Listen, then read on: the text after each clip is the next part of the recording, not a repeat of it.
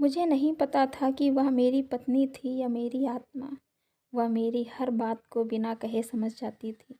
मेरा चेहरा देखकर मेरे मन की बात बता दिया करती थी। मैं जब भी उदास होता था, मेरी उदासी का वह कारण ढूँढ लेती थी और मेरी उदासी को वह पल भर में देखते ही देखते गायब कर देती थी। ज़िंदगी के किसी भी पड़ाव में जब मुझे तकलीफ़ होती थी या बेचैन होता था, तो वह मेरी हर बेचैनी, हर तकलीफ़ की दवा बन जाती थी। कैसे कहूँ कि वह मेरी क्या थी? मेरे लिए तो वह एक जादू की परी थी, जिसने मेरे घर, परिवार, बच्चों के साथ-साथ मुझे भी बहुत आसानी से सँभाल रखा था। मैं जब भी अपने दोस्तों के साथ में बैठता था, सभी अपनी-अपनी पत्नियों की कुछ न कुछ बुराई करते थे। लेकिन मुझे मन ही मन सोचकर बहुत खुशी होती थी कि मुझे अपनी पत्नी में कोई बुराई नहीं नज़र आती थी।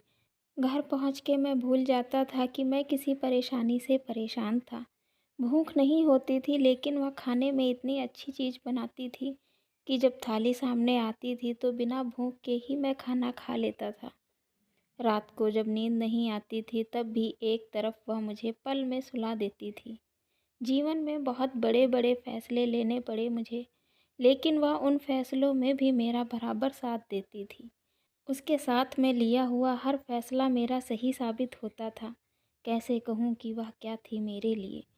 अगर मेरे आस-पास वह ना दिखाई देती तो मुझे कुछ सुनसान नज़र आता था।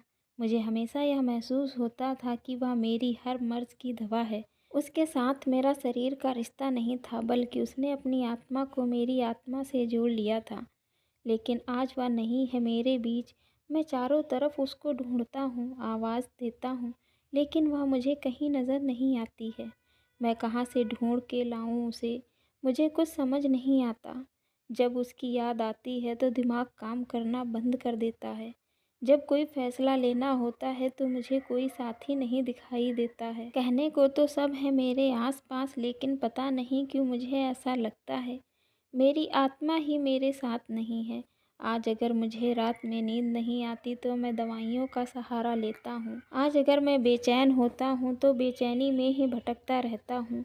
आज अगर मैं उदास होता हूँ तो उदासी के साथ ही बैठा रहता हूँ। कहाँ गई मेरी वह जादू वाली परी जो मेरी परेशानियों को चुटकियों में दूर कर देती थी, जो मेरी हिम्मत हौसला सब बन जाती थी। कोई ला दो उसे ढूंढ के, मेरी परी। ज़िंदगी भर एहसान मानूंगा। अब रात में कमरे में सन्नाटा होता है, कोई नहीं है सुनने वाला न सुनाने वाला। अब वह चूड़ियों की खनक और पायल की झनकार भी नहीं सुनाई देती है। एक सन्नाटा मुझे खाने को दौड़ता है। कैसे कहूँ कि वह मेरी क्या थी?